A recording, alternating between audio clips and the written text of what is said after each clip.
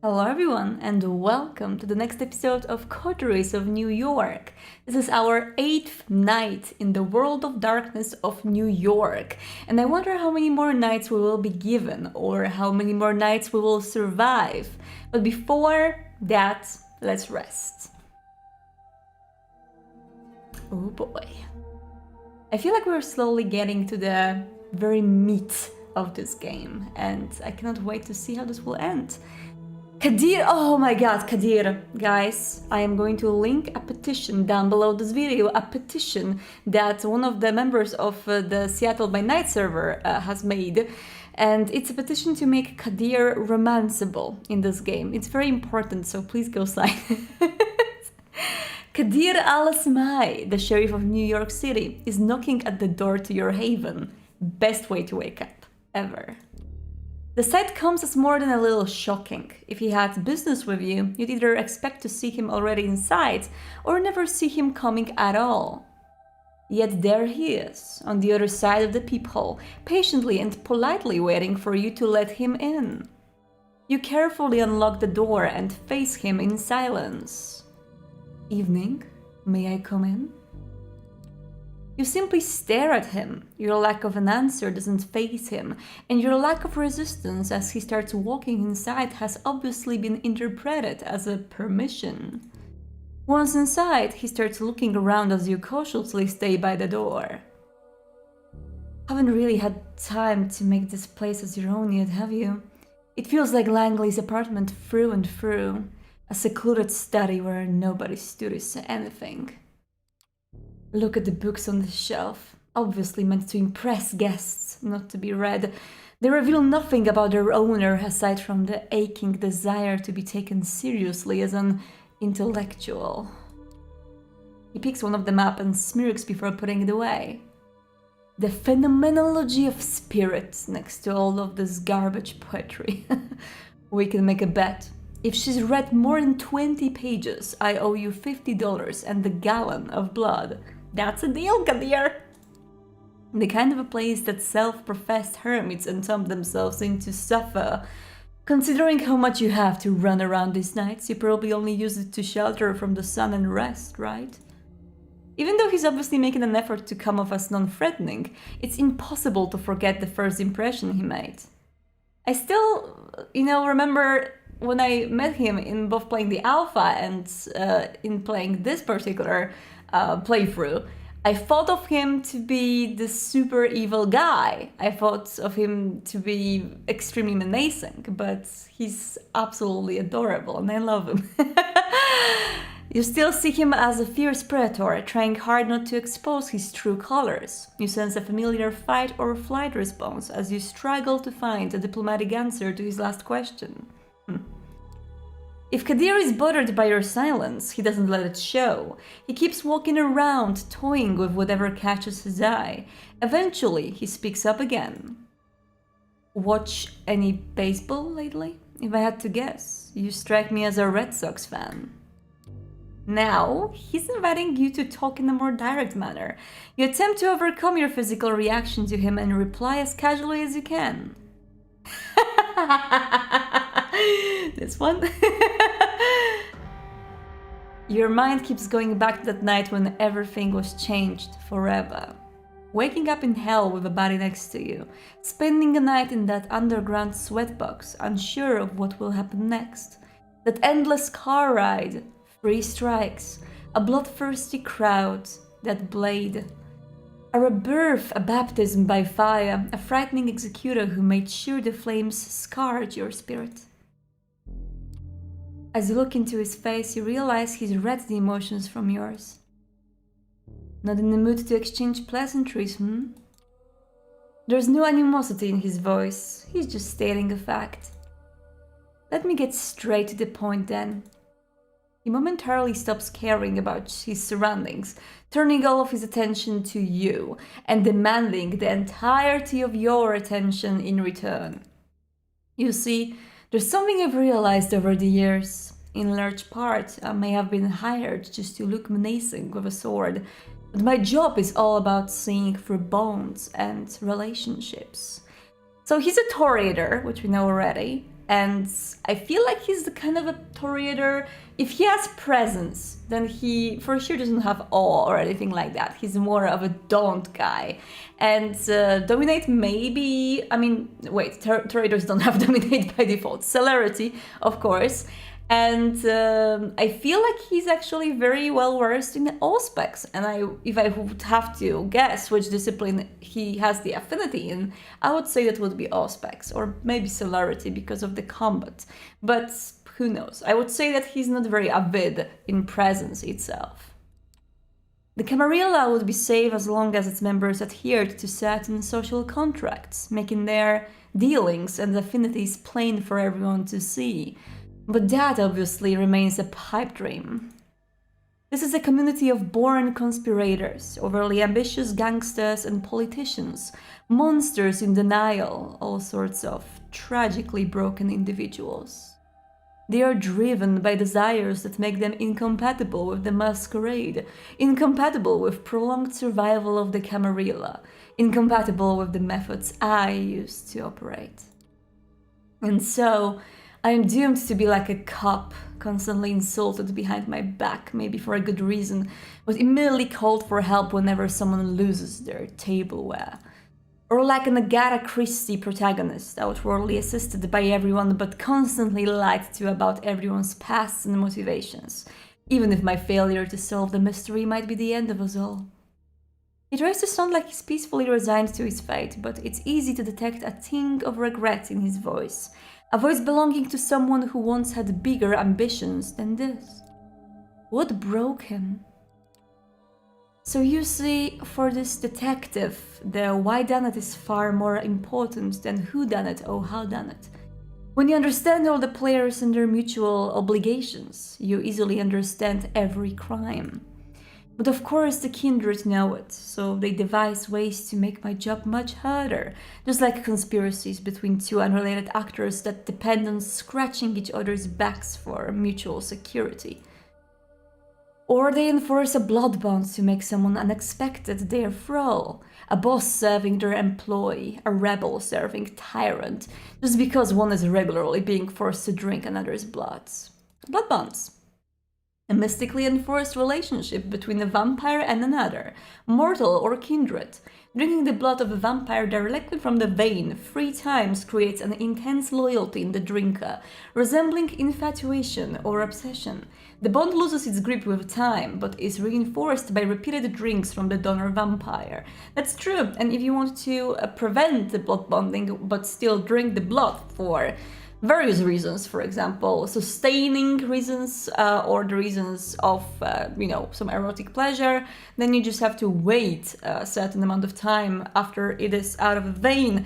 For example, just let it drip for the body and wait like 15 seconds and it should be fine, although it's still edging, let's say. It is still, there's a risk involved in that.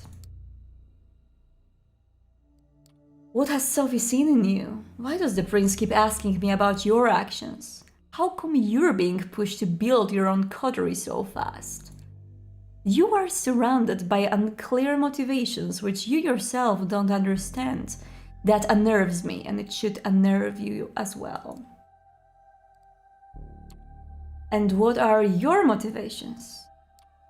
Finally, you manage to raise your voice. Qadir notices the effort and smiles softly. Oh, he's a baby. So you haven't gone mute since the last time I saw you. Good. Well, I'm here for a selfish reason. I need to develop a rapport with you to better fulfill my obligations. The last time we met, I couldn't see you as my equal. Now that you've been accepted into the Camarilla, what choice do I have? I'd understand if you didn't want me to see my face again, but I'm one of the faces of the New York City community, and as long as you're part of it, it's going to be impossible to avoid me. I want to see your beautiful face, Qadir. Especially when I have business with you, and I do. As you might have guessed by now, one of my tasks is uncovering and understanding your bonds, and one of them might endanger our community. Well, that's not menacing at all. Who is he talking about? Sophie? Qadir shakes his head. Sophie's fine. She's plotting something big, I know it, and she knows I know it. But she's treading carefully, as she should. No, you're not a major player. He produces a file from underneath his coat and passes it to you. This is our troublemaker. You open the file and see some printed photos. You freeze up as you recognize the face and are overwhelmed by a flood of repressed memories. Our sire? Emma. Emma.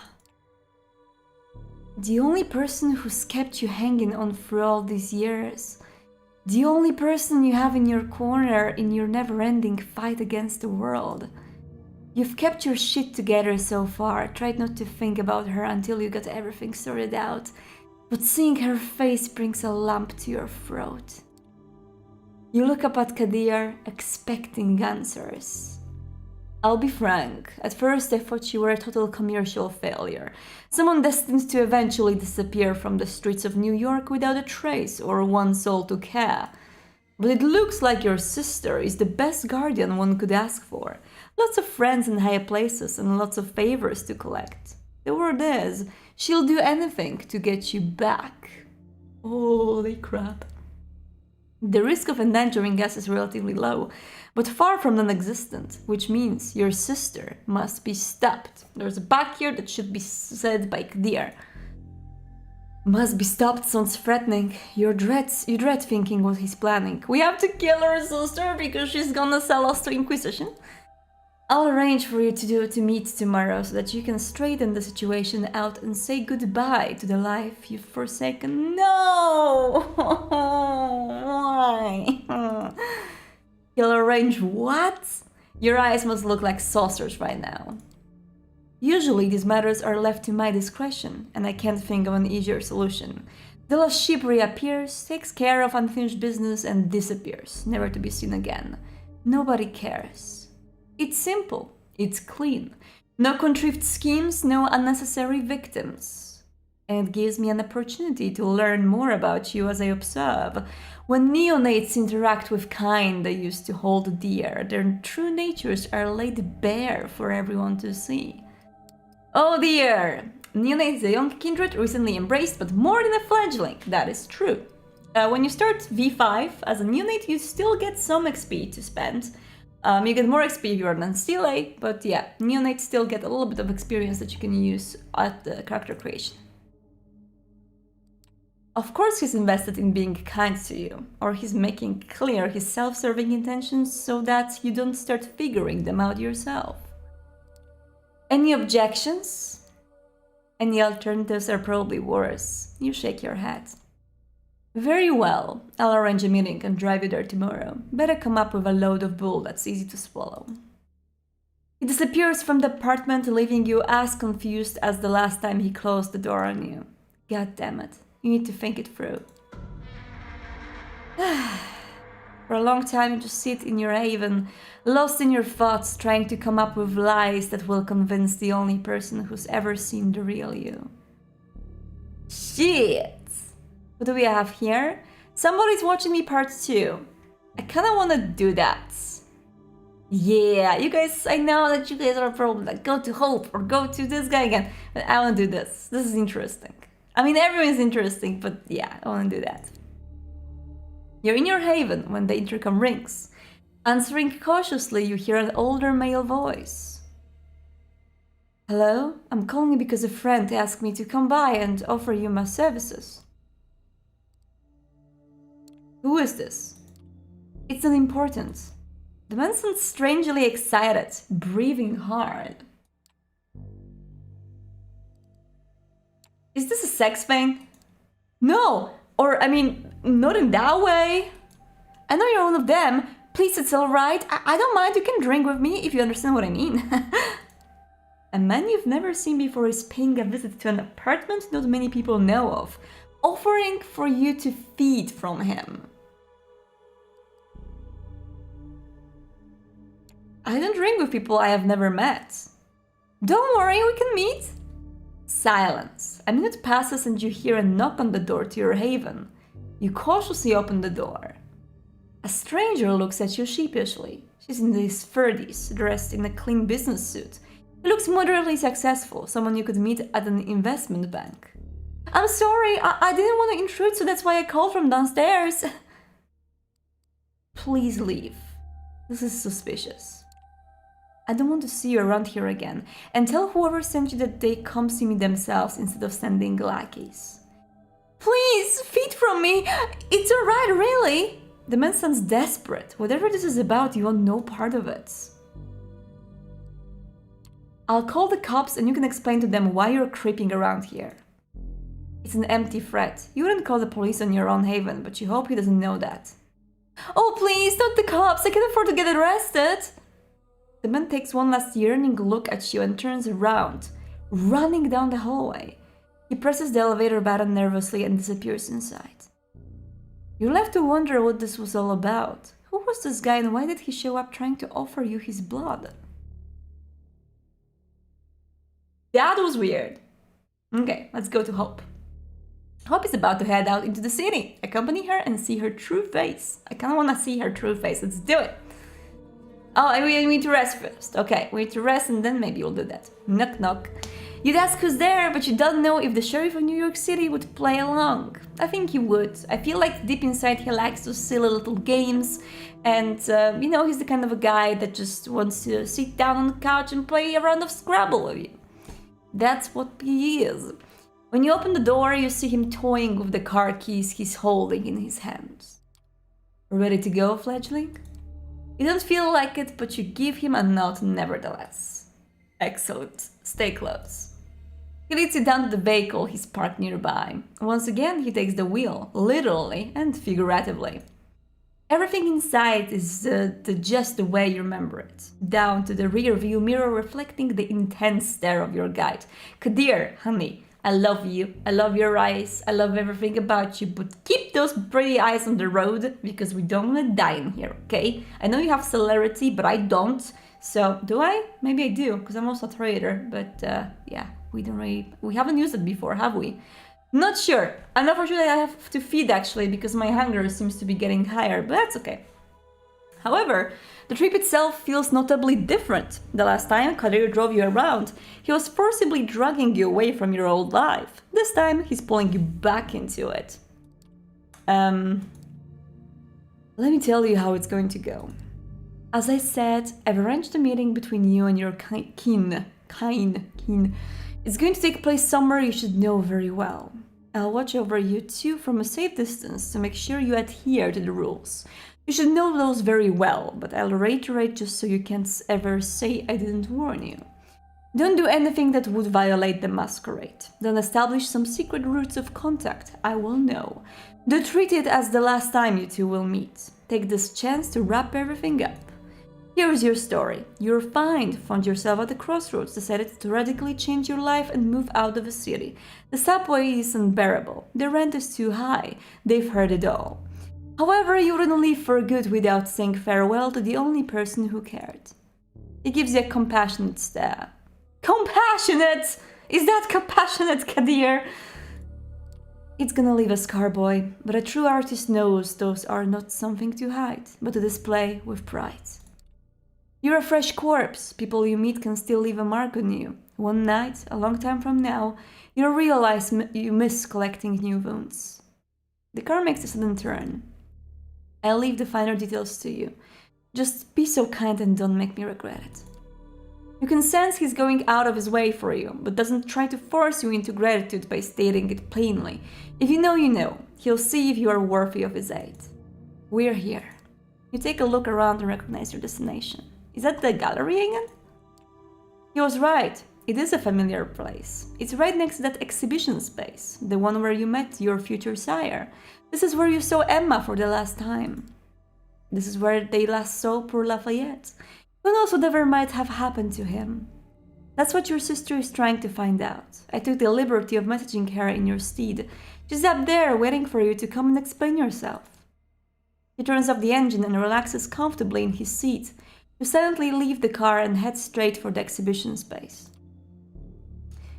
Just as we are on the way, can you guys imagine what a tragedy it is to start your own life this way. A lot of people are, when they are role-playing vampires, when they are thinking about playing a vampire, they are, of course, considering maybe the tragedy of the need to drink blood, the hunger, the tragedy of fighting with your beast, but imagine what are the grounds, what are the fundamentals of your new life, and these fundamentals are just this, being torn from your everyday life, from your relatives, from everyone you knew, and consciously, or maybe without your own will, but consciously saying goodbye to them and moving on from that life, even if you really, really don't want to. It's a tragic thing, and if you put yourself in that situation, and yeah, Vampire the Masquerade is a sad game.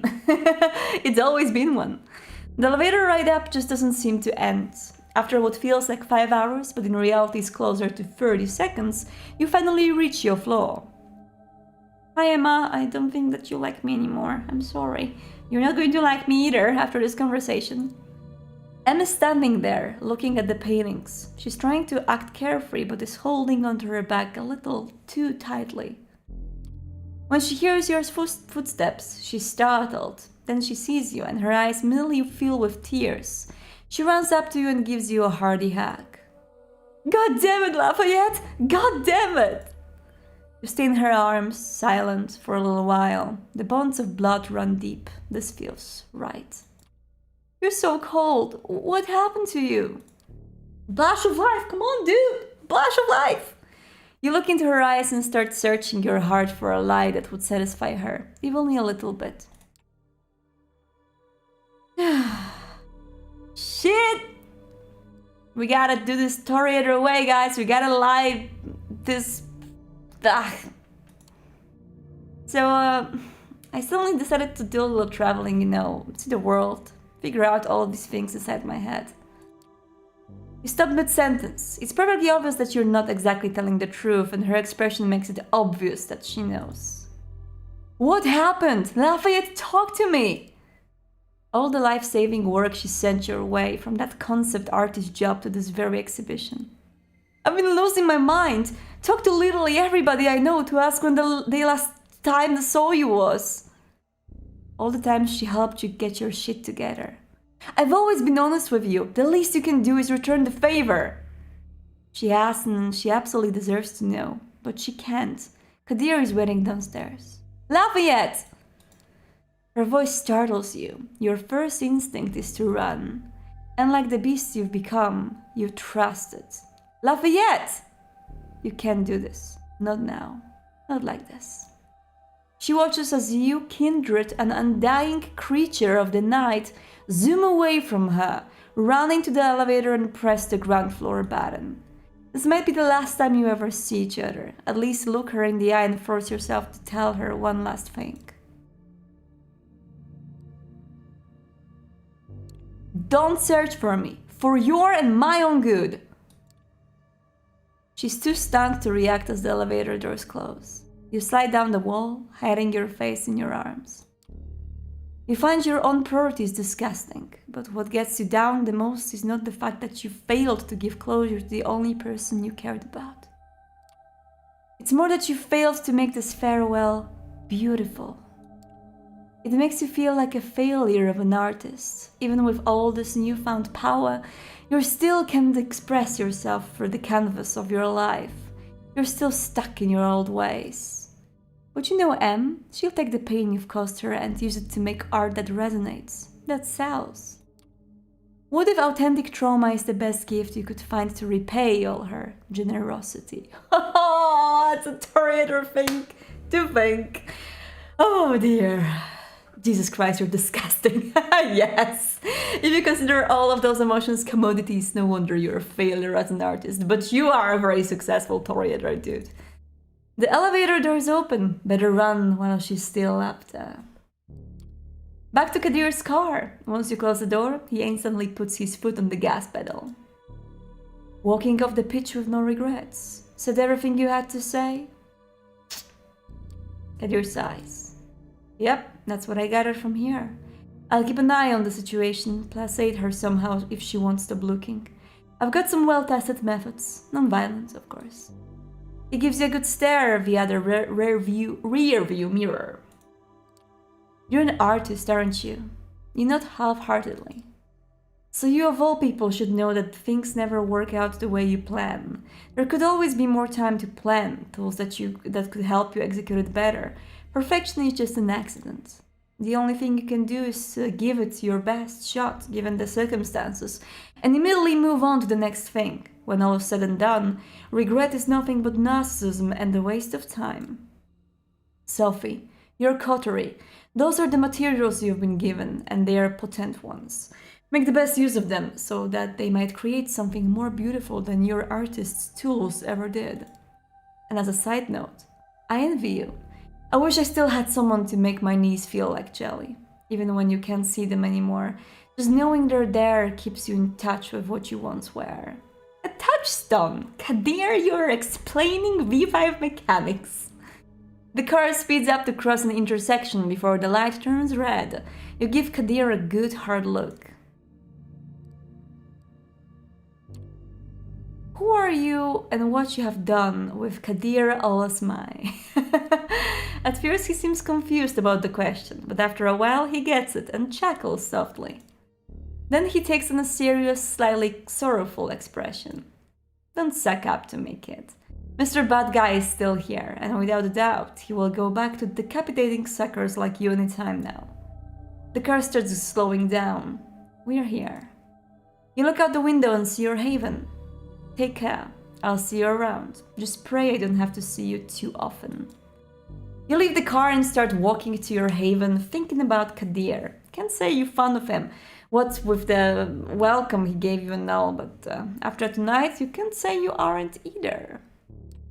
You're gonna need some more time to understand him, that's for sure. I will. Let's go! When you get to the internet cafe, Hope is already waiting out front. The sight catches you off guard. A part of you suspected that she might be more of a Sharon, my heaven is my castle type.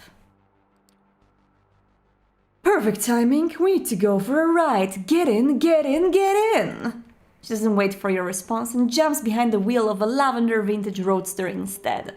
The engine starts roaring expectantly, causing everyone's heads to turn. Not wanting to attract needless attention, you quickly slip into the backseat of the car. The moment you shut the door behind you, the vehicle sets off, tires screeching. Sorry for not bringing you up to speed first, but hey, this is New York City, everyone's always in a rush, and this is even more true in your kindred. Now allow me to take care of some business and I'll be right with you. Even as she's zooming through traffic, she's still on her phone, of course. Shouldn't you look at the road from time to time? It might come as a bit of a shock to you, but I'm pretty decent at multitasking. It's pretty hard to make a living in the city. You gotta be at top of your game at all times. Might as well explain my business plan to you while I'm at it. So another extremely online mog based in New York goes by the name of Devnull. The drop! Holy shit, if you guys don't know why I'm so excited, Devnull is a Malkavian character from Vampire the Masquerade Redemption, the OG Vampire the Masquerade video game, which I did play fully on my channel. You guys can check it out, and Devnull is an amazing character. Holy crap! That's so cool! I had no idea that these characters were going to be brought up. I mean, Serena got brought up recently in Cult of the Blood Gods book, so I guess we slowly get some resurgence of redemption characters in the new Vampire the Masquerade lore, which is awesome. So another extremely online mod based in New York, goes by the name of Devnull, told me to Google Ethereum a few years ago. That's how I got into Bitcoin. And I found a new religion, 23-year-olds selling visions of governments replaced by benign code and decentralized consensus, masses ruled by algorithms as just as the laws of physics. Idiot man-child investors trying to shape their realities through sheer fanatical zeal, and dedicated collectors of things as abstract as rare SHA-256 decryptions. Her driving style is far more aggressive and dangerous than you're comfortable with. Is it just you, or does she peek into the rearview mirror more often than she looks straight ahead? A hyper-speculative environment where nothing has real value, only abstract beliefs matter, and your life savings can be ruined by a single bullshit tweet. How could I refuse the allure? I started buying low and selling high on a variety of shady 24/7 exchanges that allowed me with 100% 100 multiply leverage per 100. I don't know how to read that in English, but you know what I mean. As in, they'd lend me 100% of the capital. I could 100 times the capital. There we go. 100 times the capital. I could. It's so hard to keep up with their voices. Let's do it again. As in, they'd lend me 100 times the capital I could bet with. There we go. We nailed it. I got lucky at the beginning and kept the ball rolling, shorting and longing, impulsively, recklessly. I got to the point where I became too big to fail, and that's when I cashed out. The car comes to an abrupt halt. You bump up against the seat in front of you. Ouch. Okay, this story will continue later. We're here, right at our first stop. I'll need you to do me a favor. What favor? Nothing too difficult, a little jump in, jump out kind of a deal. See that weird guy in the Yankees cap standing around the corner? Approach him, tell him you're, tell him you're something, take the phone and gives you and bring it here. Oh, she's like saying the nickname, so I need to tell him that I am the young, hot, petite ingenue. Okay, take the phone that he gives you and bring it here. Good, we're gonna do it. Get going, honey, it's illegal to park here. You jump out of the car and approach the man Hope has pointed out. And a lot of you can tell about him based on his appearance, aside from the fact that he seems pretty shady. The guy assumes a comically threatening pose as you approach him. The hell do you want? I clicked wrong. I'm here to get a phone. What do I care? Try the Apple Store and get out of my sight. Looks like he won't respond if you don't give him a nickname. I'm a young, hot, and petite ingenue who would do anything to get herself a lovely new smartphone. So could you stop being so rude and help me out here, pretty please? Alright.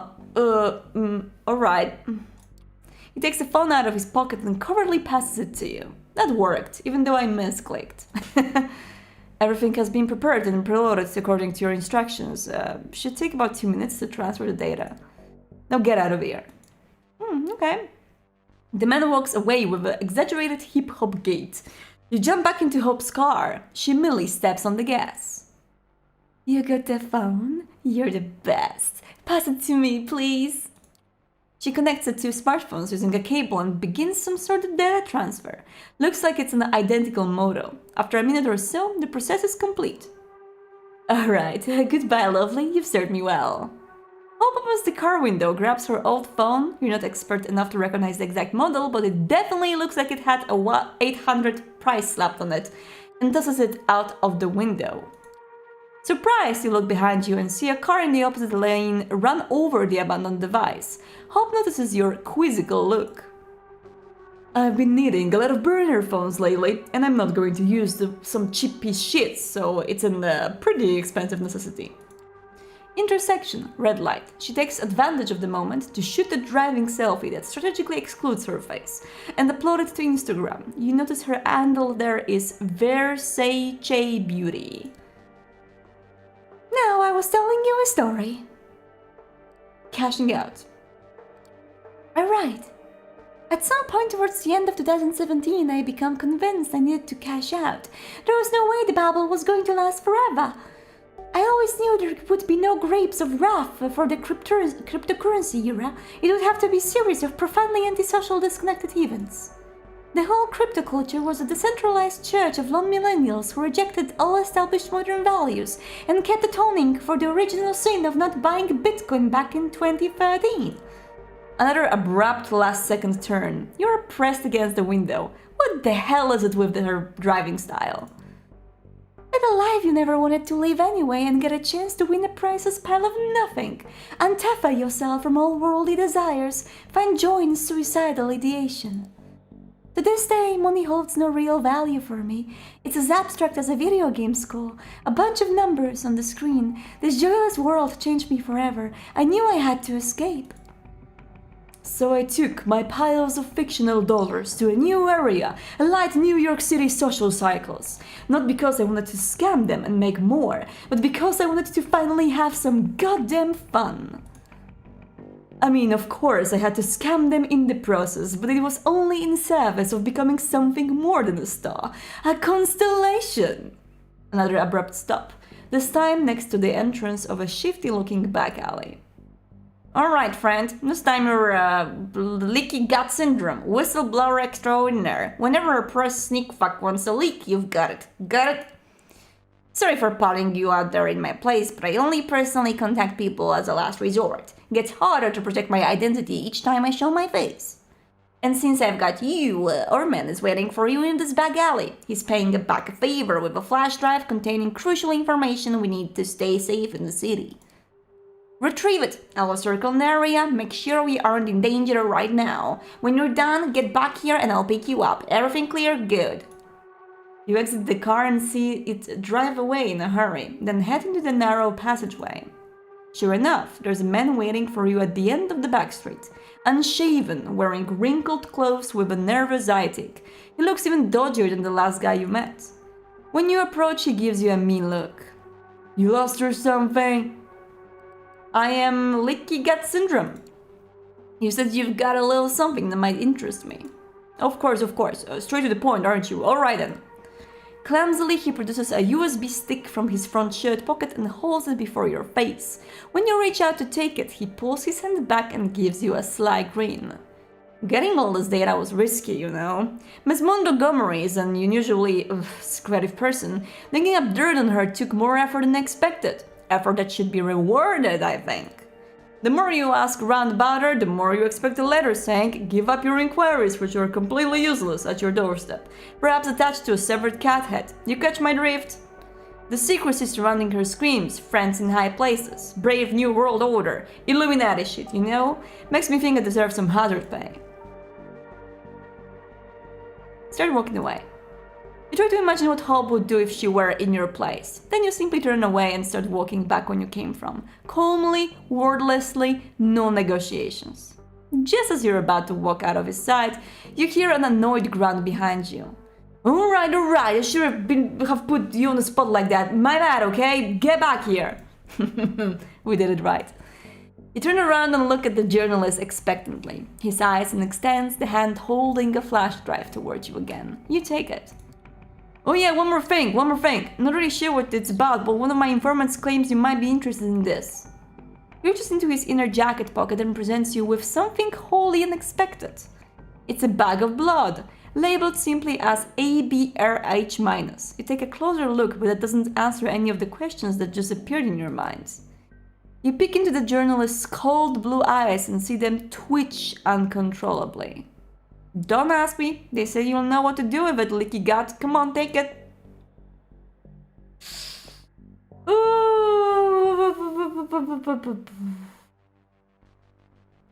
I want to drink his blood because this will make his mind hazy and he won't remember. Let's do it. Or should I? Damn. I should drink.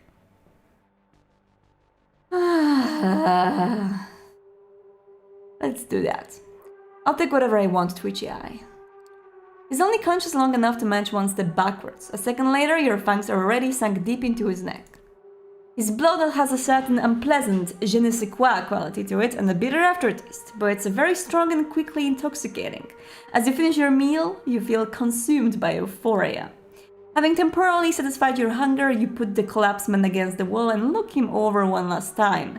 You found him fishy and trusted your instincts. Might be hard to explain this to Hope, but you don't feel like you've done anything wrong. Every fiber of your vampiric existence screamed that the journalist was absolutely not to be trusted. The blood bag your victim was carrying fell on the ground during your assault. Leave it. You leave it on the ground. Something reeks here, and it's not just a journalist's ace lying behind you. Hope's car appears behind the corner just as you walk out into the street. It doesn't even fully stop when you approach, but slows down just enough so that you can jump in. The moment you close the door, she leans into the gas pedal with her full strength, causing the engine to roar. Her driving style definitely doesn't reflect how laid back she seems as a person. We've got it! You throw the flash drive onto the seat next to her.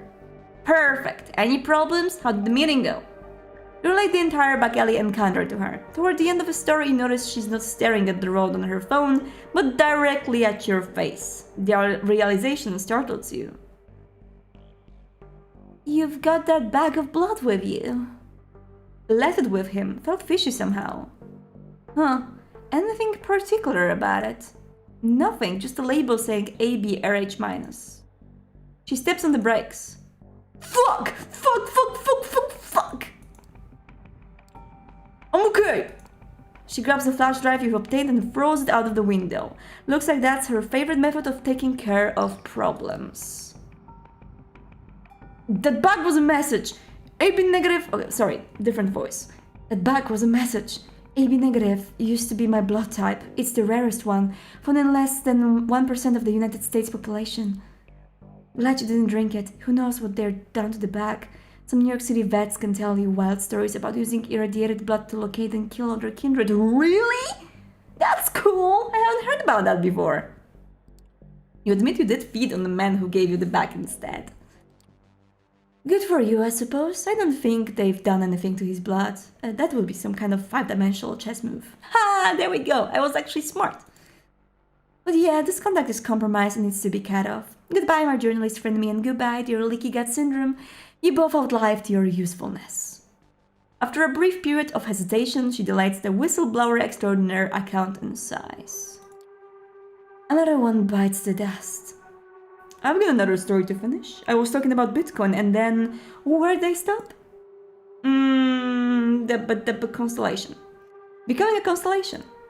Oh, right. You know who saw the real face of the city? Anna Delvey. Ever heard of her?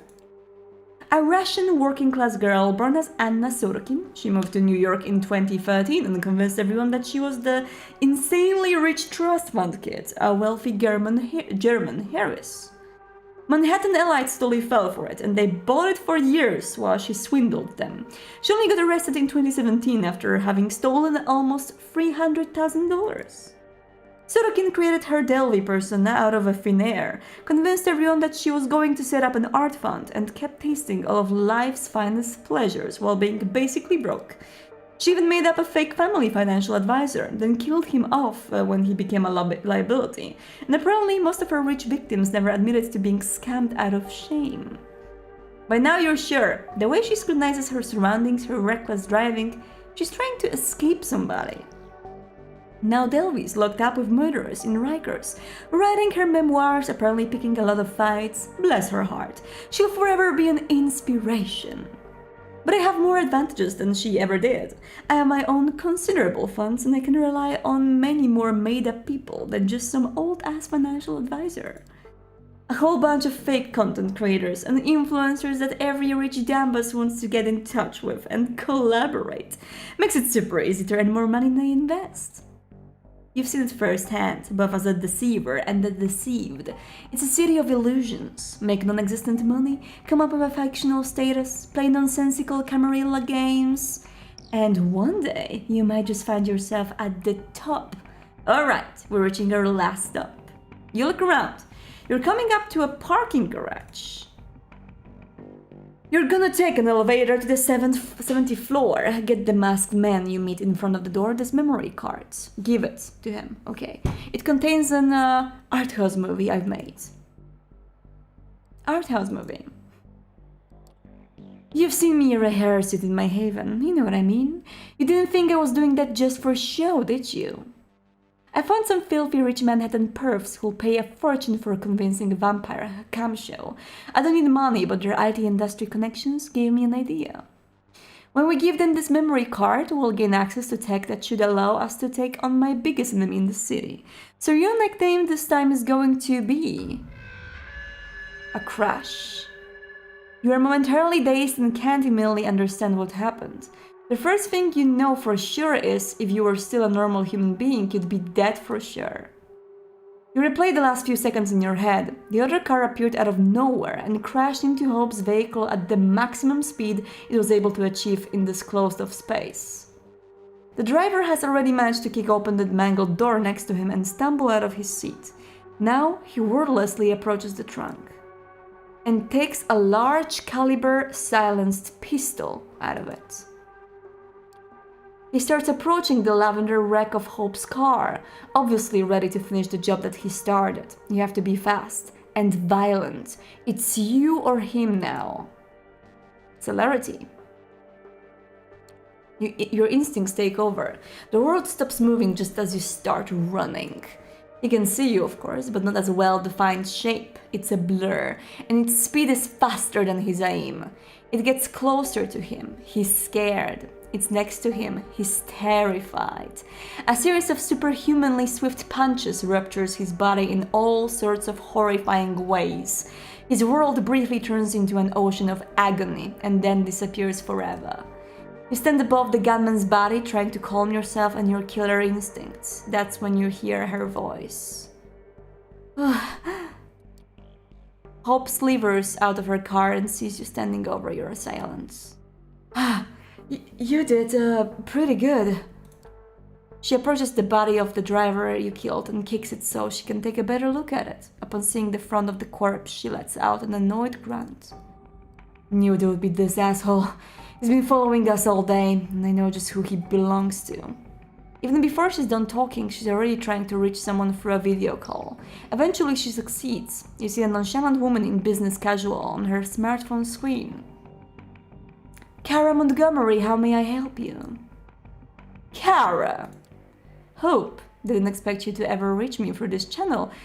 How have you thought things through? Wait, did something happen? Did something happen? Your fucking ghoul just tried to kill me, you crazy bitch! That's what fucking happened! Ghoul? A minion created by giving a bit of vampiric vitae to a mortal without draining them of blood first, which would create a vampire instead. Calm yourself, for Christ's sakes. This is baseless accusation. We know he's from Double Spiral. He's been working at your motherfucking company. Come on, you know I can't be held responsible for the independent actions of my subordinates. Why don't we just meet up and talk it off? Hope disconnects the call and instantly blocks Kara from contacting her. You corporate shithead, you make me sick. Tired, she turns her gaze to the dead ghoul. I'll dispose of him. Help me put him in my car. 30 seconds later, his body is laying on the backseat of the lavender-colored wreck. Okay, good. You take a look at the scene of carnage in front of you.